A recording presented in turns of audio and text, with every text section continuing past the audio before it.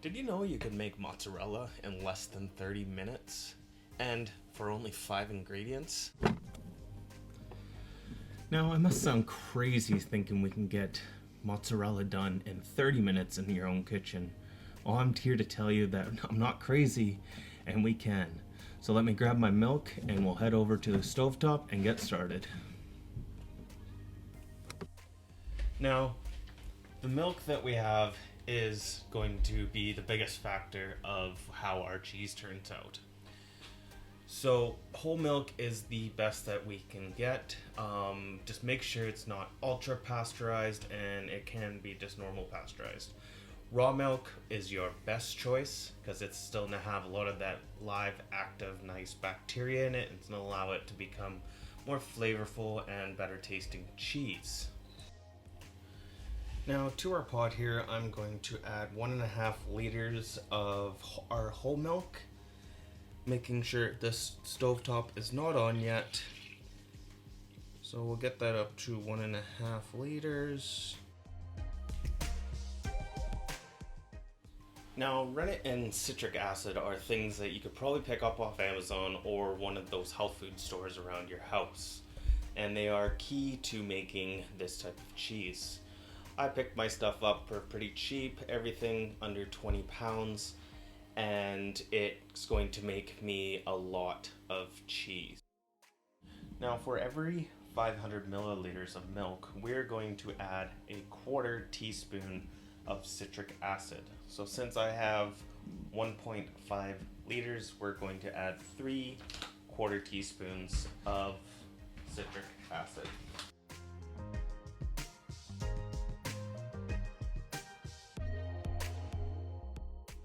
After that, we're going to make sure this is all mixed, and that was into 100 milliliters of water.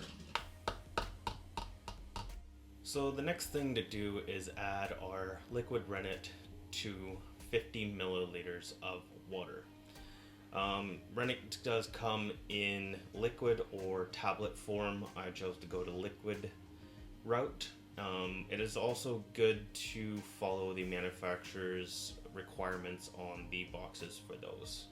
Mine likes to have 10 drops for every 500 milliliters of milk, so I'm going to be doing 30 drops into my 50 milliliters of water.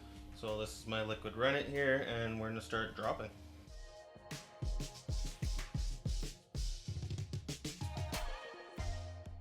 The next step in our process here is to grab our trusty old spatula and start stirring.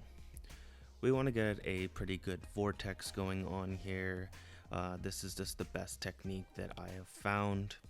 We're going to grab our liquid citric acid mixture here and start slowly incorporating it in, making sure it is fully stirred into the cold milk. After that, we are going to turn on the stovetop to a medium-low heat and bring that mixture up to 90 degrees Fahrenheit. After reaching the 90 degrees Fahrenheit, we're going to give it a little stir and then turn off the element. After that, we're going to grab our rennet liquid and stir it into our 90 degree milk, making sure to only stir it for 20 seconds or until the curd starts to form. Now we're going to let this stand covered with a lid for 5 more minutes. Okay, so our 5 minutes is up and it's time to see what has happened. Take the lid off.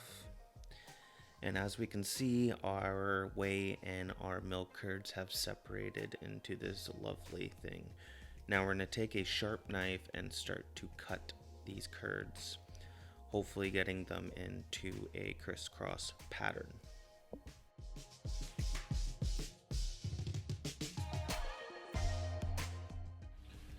Okay, so once this has reached our 105 degrees, we're going to turn it off. And we're going to recover for another 5 minutes and let that stand. After it's sat for 5 minutes, we're going to drain off of the whey by taking the curds out with a slotted spoon or ladle, as I do here. After that, we set the curds to the side and we are going to take sea salt and season our whey pretty heavily. After seasoning, we are going to reheat this whey here, and we are going to heat that to 165 degrees Fahrenheit. I want to take the cheese curds here, place them into a bowl so we can form them into a ball, squeezing any of the excess whey out along the way.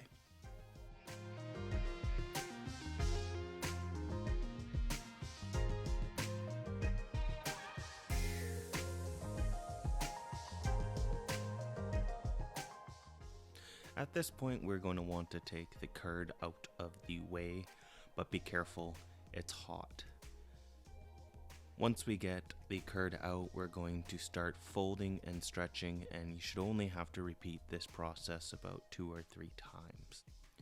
Once we get the curd to our desired consistency, you're going to form a C with your hand and push it through, snipping off the size of mozzarella that you want.